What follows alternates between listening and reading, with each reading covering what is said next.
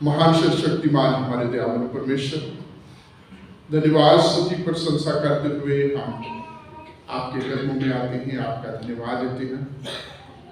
प्रभु, आपने हमें ये विशेष समय दिया है कि हम इन प्रभु उपवास काल के दिनों में अपने आप को तैयार करें, ताकि हमारी हर जो कमी घटी कमजोरी है वो दूर हो और हम आपके योग पात्र बन सकें।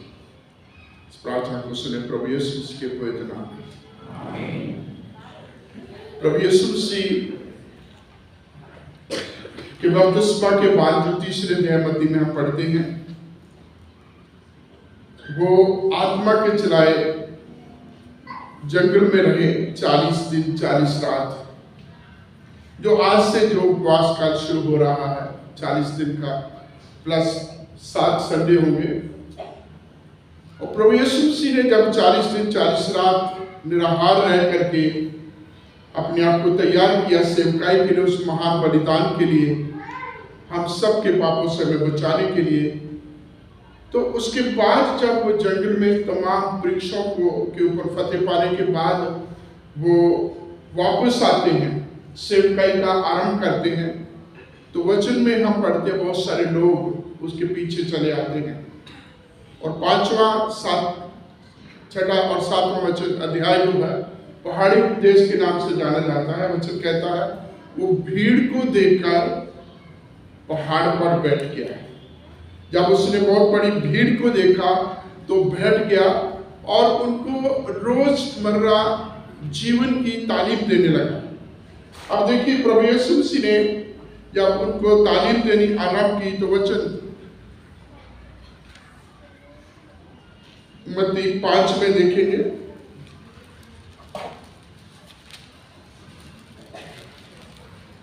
तो कितने उनके जो है प्रैक्टिकल चीजें हैं जिनको प्रभु यीशु मसीह जो है बताते हैं। सबसे पहले वो दीन होने की बात कहते हैं, फिर उन लोगों को जो शोक करते हैं शांति पाने की बात करते हैं, और जो लोग नम्र हैं, नम्र होने की जो है आगे जो धार्मिकता के भूखे प्यासे हैं, वो लोग जिनके मन शुद्ध हैं, वो लोग जो मेल कराने वाले हैं, वो लोग जो धार्मिकता के कारण जिनको सताया जाता है। ऐसे ये कुछ चीजें हैं जिनके बारे में प्रभु यीशु मसीह कहते हैं कि वे लोग धन्य हैं जो मन के दीन हैं, ये जो नम्र हैं, जिनके मन शुद्ध हैं, जो मेल कराने वाले हैं। और जब ये बातें करने के बाद आगे प्रभु यीशु मसीह बढ़ते हैं, तलाक की बात आती है, व्यभिचार की बात आती है, अपने भाई के साथ प्रेम करने की बात आती है। तो तमाम चीजों को एक अलग तरीके से ये कहा जाए कि जिस तरीके से जो शास्त्री या फरीसी लोग जो करते थे, जो उनकी प्रैक्टिस से अलग हो करके प्रभु यीशु मसीह उनको बताते हैं कि यदि तुम्हारी धार्मिकता इन शास्त्रियों फरीसियों से बढ़कर नहीं है तो तुम्हें कोई भी फायदा नहीं। क्योंकि उन्होंने इस व्यवस्था को इतना कठोर, इतना सख्त बना दिया था कि जो लोगों के लिए बड़ी मुश्किल थी। क्या था कि वो शब्दों को पकड़ते थे और उस वचन की the spirit of the word जो है, जो उसकी भावना है, उस तक वो कार्य नहीं करते थे। और फिर उनको प्रभु यीशु मसीह ने ये बताया कि ये नहीं है कि आप बाहरी बातों को, जो बाहरी बातें हैं आप उनकी बात करते हो, जो आपके अंदर की बातें हैं उसके ऊपर ध्यान करना। जिसे बोलते we have to search within ourselves, अंदर जाके अपनी अंतरात्मा के अंदर जाकर के हमने देखना कि उदाहरण के तौर पर प्रभु यीशु मसीह ने कहा कि पिछले समय में ये कहा गया था तू व्यभिचार ना कर, तू व्यभिचार ना कर।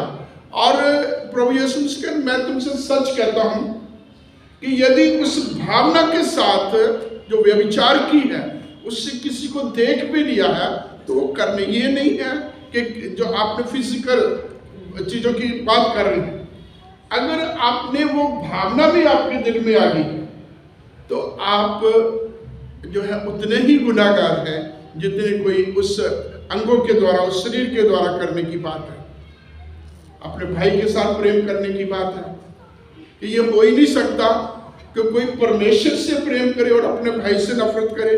परमेश्वर का प्रभु यीशु से तो वो झूठा है, सबसे ज्यादा झूठा है। और फिर न्याय की बात करता है कि तू कौन है अपने भाई को जो मूर्ख कहता है। वो अदालत में कचहरी में कहा कैसे कैसे जो प्रभु यीशु मसीह उनको एक जो है ना एक प्रैक्टिकल इम्प्लीमेंटेशन के ऊपर प्रभु यीशु मसीह ज्यादा जोर दे रहे हैं। आगे जब बढ़ते हैं तो जब ये तमाम चीजें जो उनकी रोजमर्रा जिंदगी की बातें हैं, जो रोज जिन चीजों का फेस करते हैं, जिनकी हमें जरूरत है, उन चीजों को जब प्रभु यीशु मसीह सिखा लेते हैं तो आगे प्रभु यीशु उनको वार्न करते हैं, उनको जो चेतावनी देते हैं कि सावधान, कोई मनुष्य को दिखाने के लिए धार्मिकता के काम ना करे। और उसमें 3 मुख्य चीजें हैं। पहली, जब तू दान करे, जब तू प्रार्थना करे, और जब तीसरी चीज जब तू उपवास करे। ये 3 मुख्य चीजें हैं जिनके बारे में प्रभु यीशु मसीह इस अध्याय में, इस पैसेज में बताते हैं। जब प्रार्थना करने की बात है, जब तुम दान करने की बात है, तो प्रभु यीशु मसीह ये कहते कि जो तुम्हारा दाहिना हाथ, जो तुम्हारा राइट हैंड देता है, लेफ्ट को ना पता चले। और इस प्रकार से प्रभु यीशु मसीह उस धार्मिकता की बातों को सिखाते हैं। दान करना कितना गुप्त होना चाहिए, क्योंकि प्रभु यीशु मसीह दिखावटी बातों के ऊपर नहीं, कि उस समय क्या था कि प्रैक्टिस ये चल रही थी कि लोग दिखावटी बहुत थे। दुनिया को दिखाने के लिए जो है, दुनिया से वाह लूटने के लिए, है ना, समाज के बीच में अच्छे बनने के लिए लोग काम करते थे। बाहरी तौर पर, दिखावी तौर पर, संसारिक तौर पर जो है, बाहरी तौर पर जो दिखावा बहुत था उन लोगों में। और प्रभु यीशु मसीह इन नए लोगों के बीच में, जिनके बीच में वो सेवकाई करते हैं, एक बड़ी बात कहते हैं सबसे पहले कि उनसे बढ़कर, उनसे अलग हो करके हमारी धार्मिकता, हमारा जीवन होना चाहिए। और दूसरा कि हमें दिखावटी चीजों के ऊपर हमें दिखाना नहीं है, हमें मनुष्यों को नहीं करना। यह कुलुस्सी की पत्री 3 अध्याय उसके 23 वचन में पढ़ते हैं कि जो कुछ भी करते हो वो दिल से करो, मनुष्यों को दिखाने के लिए नहीं बल्कि परमेश्वर के लिए करो। जो कुछ करते तन मन से करो, दिल से करो, मनुष्यों को दिखाने के लिए नहीं बल्कि परमेश्वर के लिए करो। और ये जो लोग हैं, जो इस समय के धार्मिक अगुवे हैं, जिनका काम ही यही था कि इनको सिखाना, इनको ठीक तरीके से इनका अमली जामा पहनाना, इनकी इम्प्लीमेंटेशन कराना, ये खुद ही उस चीज में जो है कमजोर पाए गए हैं। अब 5वां हिस्सा जो है, 5वां चैप्टर जो है, उसके आखिरी हिस्से में देखेंगे तो प्रभु यीशु मसीह किस प्रकार से उनको जो है, उनको चेतावनी देता, तुम पर आए। और इस प्रकार से बातें करते करते प्रभु यीशु मसीह आगे आते 3 चीजों के लिए चेतावनी देते हैं। ऐसा ना हो कि तुम मनुष्यों को दिखाने के लिए, मनुष्यों से तारीफ लेने के लिए, मनुष्यों के बीच में जो अच्छा बनने के लिए तुम काम करो। और प्रभु यीशु मसीह कहते हैं यदि इस मनसा के साथ तुम अपने धार्मिकता के काम करते हो तो तुम्हें अपने स्वर्गीय पिता से कुछ भी लाभ नहीं है। दान देने की बात है। प्रभु यीशु मसीह ने देखा गला रखा हुआ है, लोग आ रहे हैं, दान डाल रहे हैं, और एक उसमें से बुजुर्ग औरत आती है, उसने मात्र 2 दमड़ी, दो सिक्के डाले, और वो भी कांपती हुई गई। और प्रभु यीशु मसीह ने जब देखा, उनके बीच में कहा, इसने सबसे ज्यादा डाला है। और वहां बहुत सारा, हजारों में देने वाले थे, इससे भी ज्यादा देने वाले होंगे। तो सारे अपने मनों में सोच रहे होंगे प्रभु यीशु मसीह ने क्या कह दिया। ये 2 दमड़ी देने वाली औरत को जो है, बुजुर्ग औरत को, ये उसको अप्रिशिएट कर रहा, उसको कह रहा सबसे ज्यादा दिया। तो प्रभु यीशु मसीह क्या कह रहे हैं कि उसने अपनी कमी से दिया है, जो उसने दिया डाला है उतना ही था उसके पास, और वो सारा का सारा उसने प्रभु के नाम पर 100% उसने प्रभु के काम के लिए, बाकियों ने अपने प्रॉफिट में से दिया, जैसे हम देते हैं, मैं आप हम सब देते हैं हमें एक सोच होती है जब हम चर्च आते हैं, वर्शिप के लिए आते हैं, हमने सोचा होता है, हम अपना पर्स निकालते हैं, उसमें से जितनी सोच होती है उसमें से एक नोट निकालते हैं। और मेरे जैसा तो मोस्टली सबसे छोटा नोट सोचता है कि ये निकाल के हम डालें।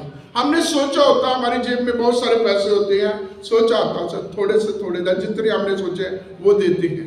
ऐसे वो लोग भी किया, उन्होंने भी ऐसे किया कि जो उनके पास था अपने प्रॉफिट्स में से दे रहे हैं। लेकिन ये बुजुर्ग आई, इसने 2 दमड़ी, टोटल 2 दमड़ी थी और उसमें इसने डाल दी। और प्रभु कहते इसने सबसे ज्यादा दिया। उसके बाद जब हम प्रार्थना की बात करते हैं तो प्रभु कहते तुम अन्य जातियों की नाई दुनिया को दिखाने के लिए बक बक मत, जोश ऐसे मत करो, बल्कि तुम जब प्रार्थना करते हो तो अपने अंदर कोठरी में जाओ, खामोशी में प्रार्थना करो, क्योंकि तुम्हारा पिता जो गुप्त में सुनता है वो तुम्हें प्रतिफल देगा। और यहाँ भी एक उदाहरण है जो लूका के 15वें अध्याय में पढ़ते हैं, वचन में लिखा है 2 जन प्रार्थना के लिए परमेश्वर की हैकल में जाते हैं, और उसमें एक वो व्यक्ति जो धर्मी है, जो अपने आप को धर्मी कहलाता है, और उसमें दूसरा चुंगी लेने वाला जिसको पापी कहा जाता है। चुंगी लेने वाले और जो अलग अलग इसकी तरीके की कैटेगरी के अन्य जाति लोग जो यहूदी नहीं हैं, वैश्य और इस तरीके के लोग जो हैं कुत्तों के बराबर इनको माना जाता, पापियों की श्रेणी में इनको माना जाता है। तो 2 लोग जो है, एक चुंगी लेने वाला और एक जो है धर्मी, दोनों प्रार्थना करने के लिए परमेश्वर के घर में जा रहे हैं। और दोनों ने प्रार्थना की, वो दुनिया को दिखा रहा है, प्रभु को सुना रहा। हम जानते हैं ना प्रभु अंतर्यामी परमेश्वर है, उसको पहले ही पता कि हमारे मनुष्य के मन में, दिल में क्या है, तो वो प्रार्थना कर रहा, प्रभु तू जानता है ना, प्रभु तू जानता है मैं बाइबल पढ़ता हूँ, प्रभु तू जानता है मैं प्रार्थना करता हूँ, प्रभु तू जानता है मैं उपवास करता हूँ, प्रभु तू जानता है मैं दशमांश देता हूँ, प्रभु तू जानता है मैं तमाम धार्मिकता के काम करता हूँ, प्रभु तू जानता है मैं उस चुंगी लेने वाले की तरह नहीं हूँ, मैं उस चुंगी लेने वाले की तरह अंधेर करने वाला नहीं हूँ। मतलब मैं कामों में भी अच्छा हूँ, देने में भी अच्छा हूँ, वचन पढ़ने में भी अच्छा हूँ, प्रार्थना करने में भी अच्छा, संगति में मैं हर तरीके से उस चुंगी लेने वाले से मैं बेस्ट हूँ, मैं बेटर हूँ। और इस प्रकार से वो अपनी तारीफ, अपनी खुद ही तारीफ जो है प्रभु के सामने कर रहे हैं। और वचन में लिखा दूसरे की जब बारी है, जो चुंगी लेने वाला जिसको पापी कहा जाता है, जब पापियों की श्रेणी में जिसको माना जाता है, जब उसने प्रार्थना की, वचन कहता उसने अंदर भी जाना ना चाहे, ऊपर जा उसने भी देखना ना चाहा, उसने अपनी छाती पीटी और प्रभु से कहा मुझ पापी पर ध्यान, मुझ पापी पर ध्यान। ये है एक सच्चा पश्चाताप, ये है एक सच्ची प्रार्थना। जब हम प्रभु के सामने आते हैं, वचन में जैसे हम अपनी लिटर्जी में पढ़ते हैं कि तुझसे कोई भेद छिपा नहीं, तू सबकी मुरादों को जानता है ना। अभी भी हमने पढ़ा तू सबकी अभिलाषों को जानता, तुझसे कोई भेद छिपा नहीं। प्रभु हमारे अंदर की बातों को देखता है, हम बाहर की बातों को, पहरावे को, चेहरे को, हमारे अपने रेपुटेशन को, अपने रिलेशनशिप को देख करके हम एक दूसरे को जानते हैं। लेकिन प्रभु जो है हमारे इनर मोस्ट चीज, जो सबसे अंतर से भी अंदर की बात है, प्रभु उसको जानता है, जिसको हम परमेश्वर के पवित्र वचन पढ़ते हैं। इब्रानियों की पत्रिका लेकर आता 4:12 वचन में कि परमेश्वर का आत्मा परमेश्वर का वचन 2 धारी तलवार की तरह है, जो आत्मा को, गुद्दे को वार पार काट, जिससे कुछ छिप नहीं सकता। तो प्रभु ने जब उसको देखा, उस व्यक्ति को जो अपने आप को धर्मी कहता है, उस व्यक्ति को जो अपने आप को सबसे, जो अपने साथ प्रार्थना करने वाले से अपने आप को अच्छा मानता है, और वो व्यक्ति जिसने सिर्फ और सिर्फ पश्चाताप किया, छाती पीटी, अपने पाप को अंगीकार किया, और वचन कहता वो धर्मी नहीं बल्कि वो चुंगी लेने वाला उद्धार प्राप्त करके गया। अभी हम चर्च में आते हैं, हमारे साथ भी ऐसा होता है। हमारे साथ जब मैं बैठा हूं तो मेरे साथ एक और बैठा है, उसके साथ एक और बैठा, हमारे बेंच में 4 लोग हैं, 5 लोग हैं, 3 लोग हैं। और कभी कभी ऐसी भावना होती है कि ये जो बैठे हैं ना, इनसे बेटर मैं हूं, मैं सबसे अच्छा विश्वासी हूं, मैं सबसे धर्मी हूं। और बहुत बार हम अपने को बिलीवर्स को, अपने साथ वर्शिप करने वाले लोगों को हम तुच्छ समझते हैं। किसी को गाना नहीं आता, किसी को बजाना नहीं आता, उसको अच्छा बजाना आता है, उसने आज ये कर दिया, उसने आज गीत ही खराब कर दिया, तरह तरह के हम ऐसे जो है कमेंट्स देते हैं। लेकिन मेरे प्रियो, प्रभु का वचन कहता है उससे कोई भेद छिपा नहीं, वो सबके अंदर की बातों को जानता है ना। क्या है अंदर की बातों को जानने वाला? क्या है उसकी मनसा? क्या बोलते हैं मनसा को? क्या बोलते हैं? उसकी इंटेंशन क्या है? किस इंटेंशन से आया है, किस इंटेंशन से बोला है, किस इंटेंशन से दिया, क्या है उसकी एक्चुअली वो उसके है क्या, उसकी नीयत क्या है। और प्रभु जो है नियत को जानता, अंदर की बात को जानता। हम द वे वी गिव, है ना, कहते हैं ना कि how much you give is not important, how much you give its not important, how you give it is important, है ना। आपने कितना दिया ये कोई खास बात नहीं है, आपकी पहुंच के मुताबिक आपने बहुत कुछ दिया, आप दे सकते हैं, ये इम्पोर्टेंट नहीं है, दिया कैसे, है ना। कई बार हमने देखा है हम किसी की मदद करते हैं और मदद करने के बाद जब तक हम 1 घंटा का उसे जो है लेक्चर नहीं देते तब तक हम उसका काम नहीं करते। बहुत बार ऐसे होता है हमारे, हम कई लोगों की हेल्प करते, कई लोगों के साथ खड़े होते हैं, होता क्या, हम अपनी जो भी हमारा ज्ञान होता है हम सारा का सारा पहले उसके दिमाग में घुसा, फिर जा करके उसकी हेल्प करते हैं। इंटेंशन क्या है?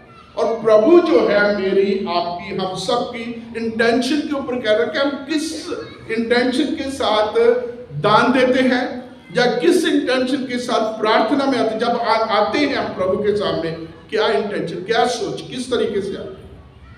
तो ये जो अपने आप को सो कॉल्ड राइचियस पर्सन जो है अपने आप को कह रहा मैं उस चुंगी लेने वाले के समान नहीं हूं जो अंधेर करता है, अपने आप को वो सोचता कि मैं ही सही कर रहा हूं बाकी वो गलत कर रहा है, और उसने अपने आप को प्रभु के सामने रखा। तो प्रभु का वचन भी यही कहता है, प्रार्थना में बड़ी बड़ी बातें मत करो, है ना। उसमें तो लिखा बक बक ना करो, अन्य जातियों की तरह शोर शराबा मत करो, है ना। प्रभु के सामने जो भी कहना है प्रभु से कहो, प्रभु के सामने रखो, अपने आप को नम्र, अपने आप को दीन करते हो कि अपनी गलती, अपने गुनाह, अपने जाने अनजाने की गलती को स्वीकार करते हो, अपने आप को नम्र करो, प्रभु के सामने रखो। और तीसरी चीज है उपवास।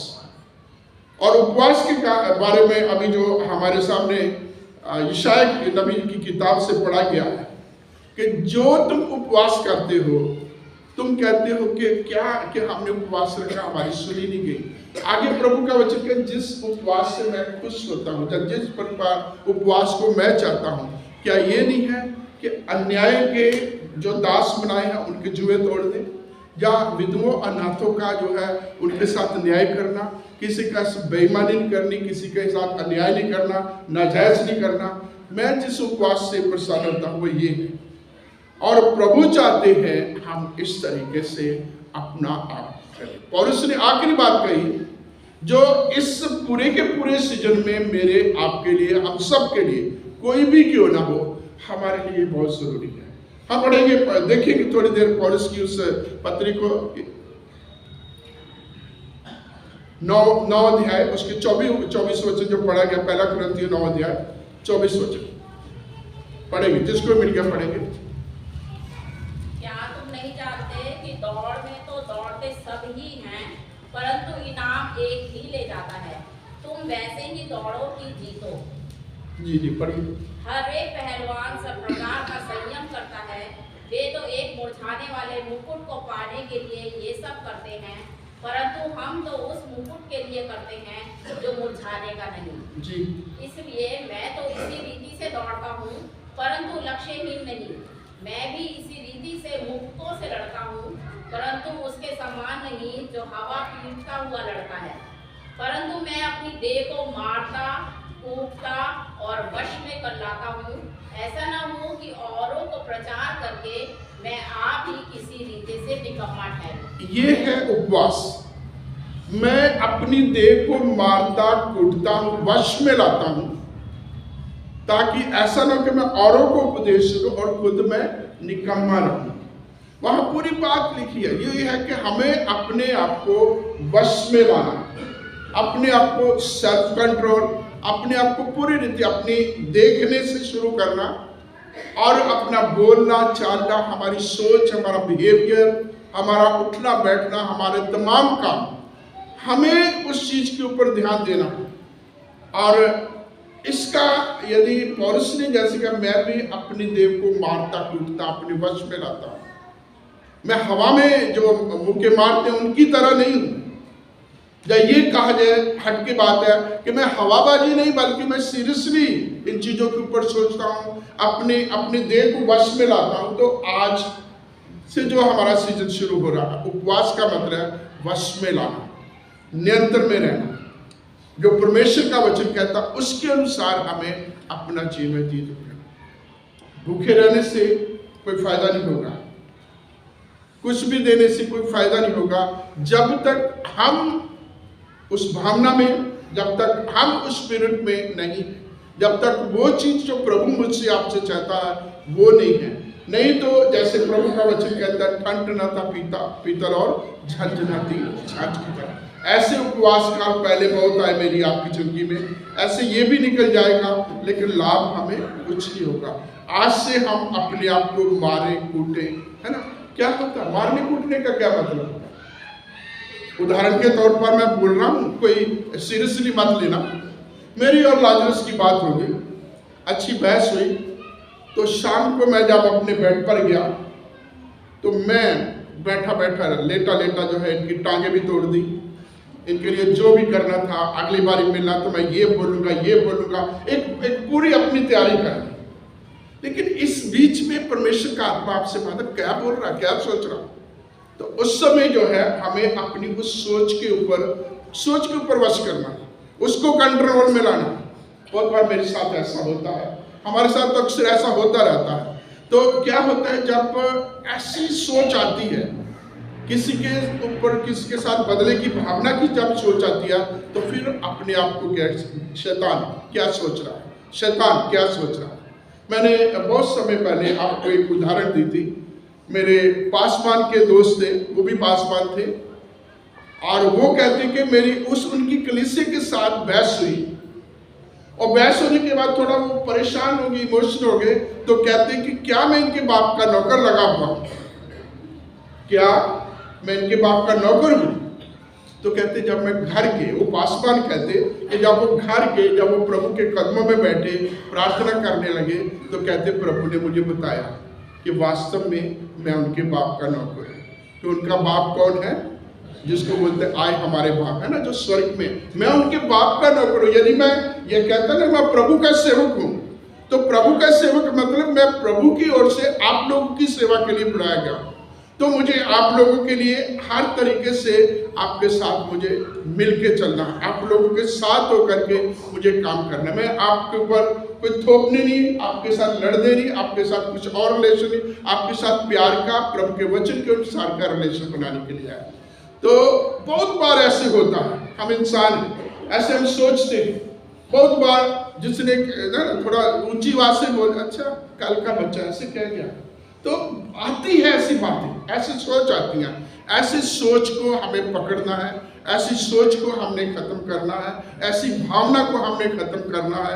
इस तरीके की बोली भाषा को, इस तरीके के तौर तरीकों को हमने खत्म करके जैसा प्रभु चाहता है, जैसा प्रभु का वचन कहता है वैसे करना। ये हमारा एक सच्चा उपवास होगा। नहीं तो अगर हम उपवास भी रखे हैं, सोच हमारी कुछ और चल रही है, उपवास भी रखे हैं, मुंह से बातें हमारी कुछ और चल रही है, उपवास भी रखा है, हमारा जो है स्टाइल वही का वही चल रहा है, तो इससे हमें कुछ फायदा नहीं होगा। तो मेरे जीजो, मैं आप लोगों को इसी बात के लिए एनकरेज करना चाहता हूं कि हम जैसे पौलुस ने कहा, मैं अपने आप को मारता हूं, मैं अपने आप को कूटता हूं, मैं अपने आप को वश में लाता हूं। तो आइए मारे कूटे अपने आप को प्रभु के वचन के साथ अपने आप को वश में लाएं और अपनी जिंदगी से प्रभु की व्यवस्था को पूरा करें। प्रभु की नाम की महिमा का काम आइए।